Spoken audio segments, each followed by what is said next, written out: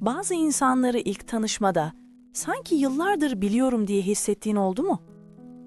Ya da tam tersi. Hiç kötü bir şey yapmamış olsalar bile bazı insanlardan içten içe uzak durma isteği. Aslında bütün bunlar düşündüğünden çok daha mantıklı. Bugün zihnimizin insanlara yaklaşırken kullandığı görünmez kurallara bakıyoruz.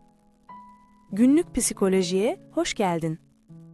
Bugün bağ kurma ve uzaklaşma davranışlarının sessiz psikolojisine bakıyoruz. Zihnimiz bir kişiyle tanıştığımızda bir saniye içinde karar verir. Bu karar çoğu zaman bilinçli değildir. Göz teması, ses tonu, beden dili, yüz ifadesi.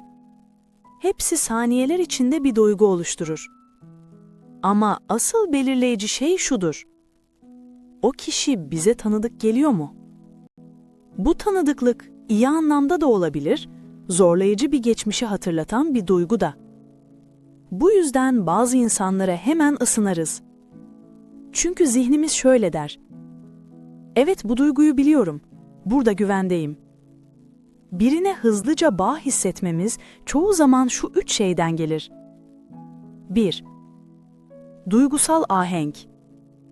Karşımızdaki kişinin enerjisi, ses tonu, mimikleri bizim duygusal tempomuza yakınsa rahat hissederiz.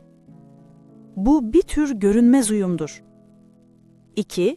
Ayna nöronlar. Kişinin gülümsemesi, sakinliği, yumuşak mimiği bize güven verir. Ayna nöronlarımız onun duygusunu taklit eder ve biz de iyi hissederiz. 3. Öğrenilmiş güven. Geçmişte bize güven veren biriyle benzer özelliklere sahipse, zihin otomatik olarak bu kişi iyi der. Bu yüzden bazı insanları hiç tanımadan severiz. Aslında tanıyorsundur. Ama geçmişindeki bir duyguyu tanıyorsundur. Bu durum o kişide bir sorun olduğu anlamına gelmez. Çoğu zaman uzak durma isteği içsel bir alarmdır. 1. Geçmişteki bir yarayı hatırlatır. Bazen bir ses tonu, bir bakış, bir duruş. Geçmişte seni zorlayan bir kişiyi anımsatır. Zihin şöyle der. Bu duygu tanıdık ama güvenli değil. 2. Aşırı belirsizlik. Bazı insanlar çok hızlı konuşur, çok yoğun davranır ya da çok soğuktur.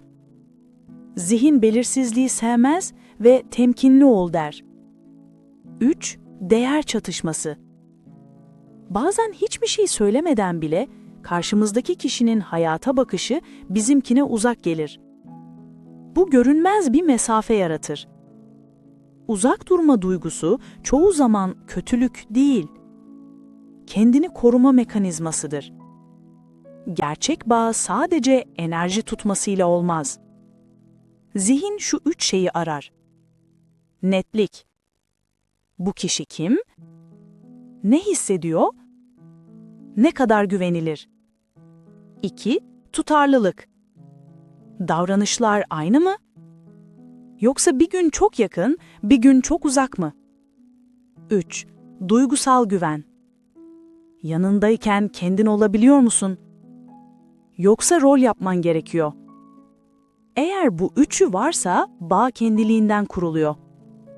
Bazı insanlara hızla bağlanmamız, bazılarından mesafeli durmamız aslında bilinçli değil. Zihninin seni koruma şekli. Bazen geçmişe yaslanıyor, bazen sezgilerine, bazen de sadece duygusal uyuma.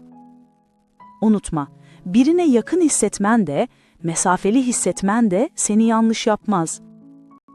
Bu sadece insan olmanın doğal bir parçası.